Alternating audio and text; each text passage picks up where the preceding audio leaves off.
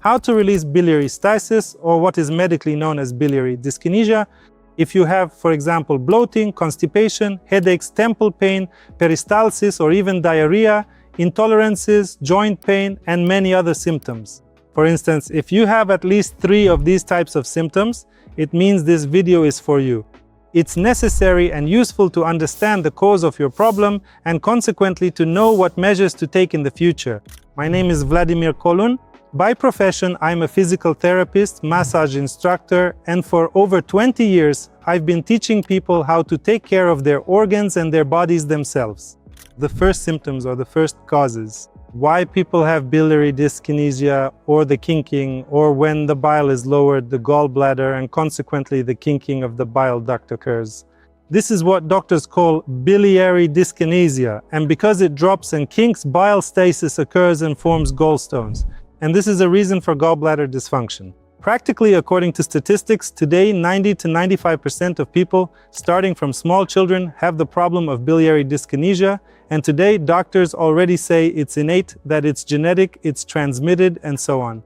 Which, in my opinion, is not the case. It's not correct. It's not born, it's acquired. For example, what we do, the mistakes parents make with their children. We're always going to children and scaring them. Don't go there because there's a wolf, right? Don't go there because someone will come and steal you, which is what we usually do. And what does the child do? He gets inhibited and blocks up.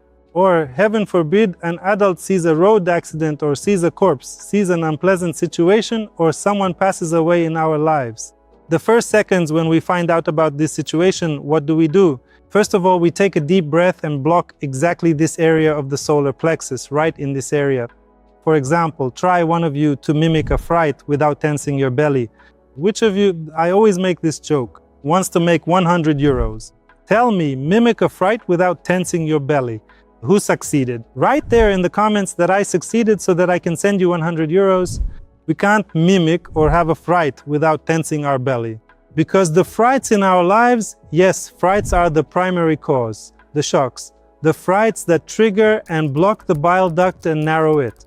That's why in children, when a dog comes, yes, to bite, yes, and that fright that the child has from a young age, and maybe we as parents never saw that. I've had situations where many parents say, yes, my child wasn't scared, we didn't have that. No, it didn't happen. A few years ago, I stayed with my children in the hospital with 2 of them. They had chlorine poisoning in the pool, and I had to go to the emergency room because they had tracheitis. They were just putting chlorine in the pool, so I ended up in the emergency room and had no choice. Spending 3 days in the hospital with them, I saw the terror children experience when the doctor arrives. 2 doctors hold the hands, 2 others the legs, and a 3rd or 4th inserts the catheter or gives the injections. And when the child looks at that needle, and when that needle comes to pierce their skin, it's as if someone took a knife to us and started cutting us while we're wide awake. That terror we feel in that moment because they just freeze up again. And I've encountered many such situations. For instance, a child with diabetes, also as a result of diabetes. And I've even seen cases with epilepsy. Due to the seizures and the fear, they went to the doctor with abdominal pain. Many children, like to play act and are constantly crying that their tummy hurts. And the mother would take him and he'd have to undergo an endoscopy. Yes, that camera that scans the stomach to see what's in the esophagus and stomach, checking for gastritis, ulcers, or other issues, as some children do have these problems. In 2 years, I think the mother took the child 5 times, and 5 times that child went through all that stress and shock. Or children who wake up in the emergency room after surgery, coming out of general anesthesia and seeing all those tubes stuck inside them. There are many situations and cases where, nobody knows a child better than their own parent does. That's why you, as parents, must be cautious and attentive. And even if you go to the hospital, stay there with your children when the doctor has to give an injection or perform a procedure. Hold your child so they understand that you love them. And yes, when you hold the child, the doctor does what needs to be done, but at least the child doesn't suffer as much physically. Because when you're in the room and the doctor closes the door, but you're left outside, 3 strange doctors are holding the child and they go through that experience alone. That is a betrayal. The symptoms and signs they exhibit are, first and foremost, a sense of betrayal. That you left them, abandoned them, and let complete strangers do whatever they wanted with your child. So As you can see, there's hardly a young child who doesn't end up in the hospital with colds, bronchitis, stomatitis, or other clinical conditions requiring hospital care. Therefore, the better a mother is at recognizing and helping her children through these states, the better it will be for everyone. And for the children, the less stress they have and the more they live a life filled with love and understanding, the better. The less stress children experience during their childhood years. Then we won't have to say it's genetic or acquired or passed down or any of those other things. Yes, we have predispositions because we all inherit them from our parents, but depending on our lifestyle, those same pathologies can practically disappear. That's why 90 to 95% of people today have biliary dyskinesia, which affects peristalsis. If the proper amount of bile isn't released, it should be 600 to 800 milliliters every 24 hours, along with gastric and pancreatic juices. That's 1 to 1.5 liters for an adult in 24 hours. Because these three juices aren't released in the right amount, all the problems we have start to appear. Because the gallbladder really helps the pancreas, right, to release the pancreatic juice and start the process of fat assimilation. Yes, basically that's the gallbladder's function, to break down fats. That's why if we don't consume fats, or if we, like many, for example, vegetarians, don't consume fats, but I'm talking about natural fats, right, vegetable fats, then when we don't consume them, plus we eat harmful fats, right, for example, fast food or thermally processed fats, these are bad fats, harmful ones, either by consuming harmful fats or by not consuming any at all. Basically, because of this, the bile isn't released. Right? So this is another main basic reason why people have bloating, constipation, or many have it on an emotional basis. For example, many students at school. Practically, we've all been pupils, students, and at exams, some have diarrhea, others have constipation, but others just faint in general. Basically, biliary dyskinesia, right? The bile duct. If we look here, you can see very well how it curves, right? Look like this. It curves the aorta and blocks oxygen to the brain. That's why another symptom that individuals have is neurovegetative dystonia.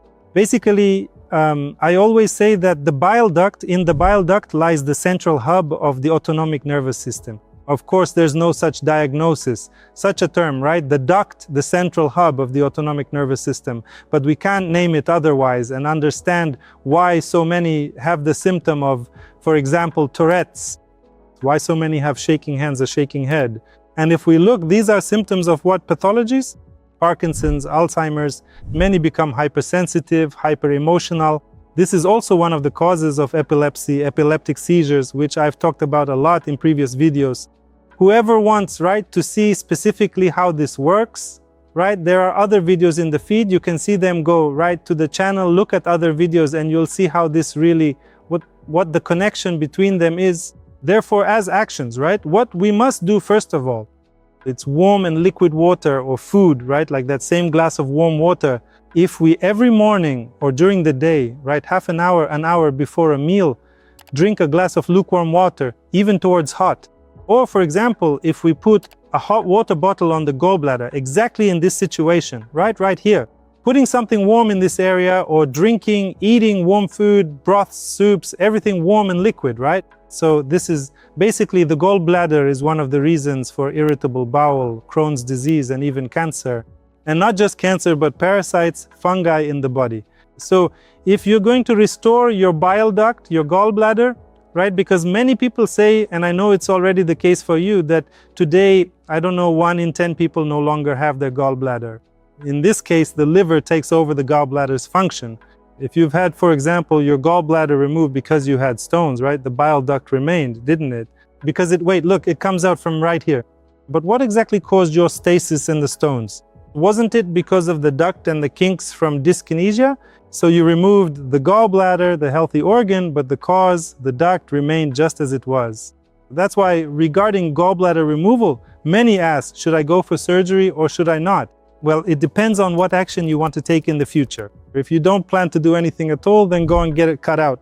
If you plan to do something, meaning to change your diet, to start doing massage, to unblock the duct, to restore the bile flow, right? So that the bile is released in 24 hours, at least 600 to 800 milliliters, right? Which is what's normal. To regulate your diet, to eat 3 meals every day, bile needs to be able to accumulate.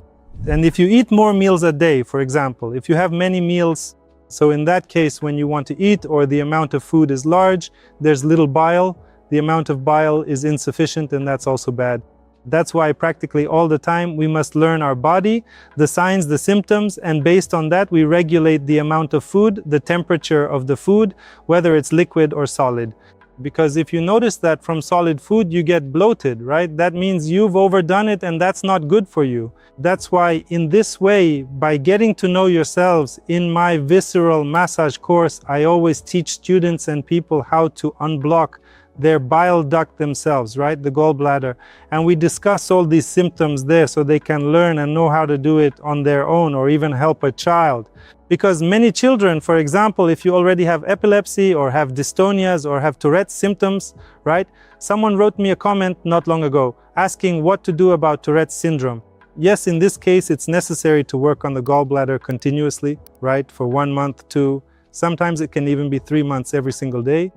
To work on it and unblock it as a parent, because seeing a specialist for 3 months is very expensive financially.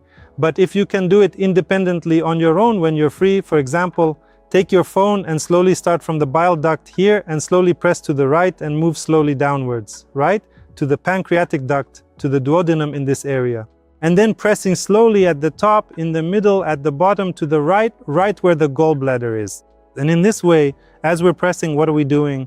We press, yes, we press in this area, for example. And if we feel any pain there, it means there's a problem. Press and hold for at least 10 to 15 seconds. And if we notice the pain is gone, great, press harder, creating pain again. If we notice it's gone again, we press harder once more. Then we move to another point nearby. Here, for example, is the head of the gallbladder. Then we move to the body and the fundus of the gallbladder. Because this way we practically unblock the whole bladder and the bile duct. Then we go down, yes, towards the duct and towards the duodenum at the bottom. Keep pressing, yes, placing hand over hand, keep pressing, look for where the pain is, where there's pain, there's the problem. So the first thing, yes, that we can do is use a heating pad, apply some warmth, heat up the area. The second thing is to start pressing either with your hands or with a specific tool, right in this area, and look for pain. If there is pain, we stop. Always press until you feel pain, not with pain and not beyond pain, yes, just until the pain. If the pain, for example, is gone, we press again, it's gone again, we press again until we practically find it again. In this way, we defibrose the entire bile duct. And by the way, if you notice, many of you say you have reflux, a bitter taste in your mouth, it's because bile from the duodenum flows back into the stomach. The duct, the pyloric duodenal valve of the stomach, it is partially open. Therefore, after the bile duct and the sphincter of Oddi have atrophied, the next atrophy occurs at the pyloric canal, at the duodenal valve of the lower stomach. That's why for many, bile from the duodenum flows into the stomach and you have bitterness in your mouth. For many, if there's too much bile, for example, during COVID, I had nothing to do and I followed, I don't know if you've heard of it, a keto diet based on fats. If you overdo it with fats, without food or with little food and lots of fats, then too much bile is released. And what happens? It burns the lining of the duodenum and creates chronic duodenitis. Many people have chronic duodenitis. This is analogous to chronic gastritis, and this is the cause of chronic gastritis. And many have a duodenal ulcer, just like a stomach ulcer. Therefore, those who have a stomach ulcer and stomach gastritis can also have a duodenal ulcer and chronic duodenitis, yes, in the duodenum. So practically because of the bile, the amount of bile secreted in 24 hours, because of pancreatic juice and because of gastric juice. When bile is released into the duodenum, when we eat warm food, yes, when warm food reaches the stomach, bile is automatically released and it goes into the duodenum.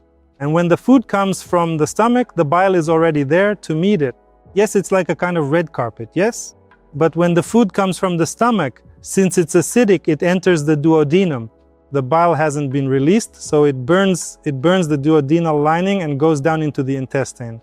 Until a sufficient amount of bile is released, with lots of food and little bile, peristalsis doesn't start, digestion, phase 2 in the intestine. And this is where the gas, bloating, swollen belly, intolerances, and many other problems in this area begin. What is the connection between the gallbladder and the joints, the knees? It's very simple. We know that in every joint there is synovial fluid. Synovial fluid is synthesized from fats. Then when we eat fats, for example, omega-3, vitamin D, K2, it is synthesized from fats. Basically, synovial fluid is synthesized because that's the function of bile, to break down fats, and when we don't eat fats, bile isn't released in the necessary amount, fats aren't synthesized, and synovial fluid doesn't form. If we look, as I mentioned at the start of the video about the gallbladder meridian, we basically ask ourselves how 2000 years ago, those who wrote the meridians, yes, who deciphered them, knew about temple headaches and pimples, moles, everything that appears in the temple area, or prominent veins in the temple area, yes, knee and joint pain, fluid formation. How did they know 2000 years ago? But today, the medical system is only now reaching this concept, explaining with medical evidence the connection between joints, digestion, and the gallbladder. Basically, we can understand that there's a very strong link between the gallbladder, digestion, peristalsis, and the joints of our lower limbs. That's why nutrition, the release of the gallbladder, and our joints are very important. By not helping ourselves, not following a diet, and not consuming normal good fats. Because of this, we will never be able to restore our joints. Basically, in the past, in every little village, there was a grandmother that people would go to when they had problems. Today, all those grandmothers have passed away. Therefore, the only chance and solution for our relatives, children, and family is us.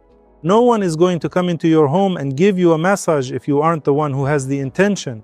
That's why in every home there's always a therapist, and there needs to be one. The one who looks for plants, the one who takes care of the children's health, who looks for different teas, who does detox programs. And if you're watching this video and you've already reached this stage and watched until the end, it means you're the one interested in health and you're the one who has this grace and gift for healing. I wish you much success. If you know someone in your life with biliary dyskinesia, share this video, subscribe to the page,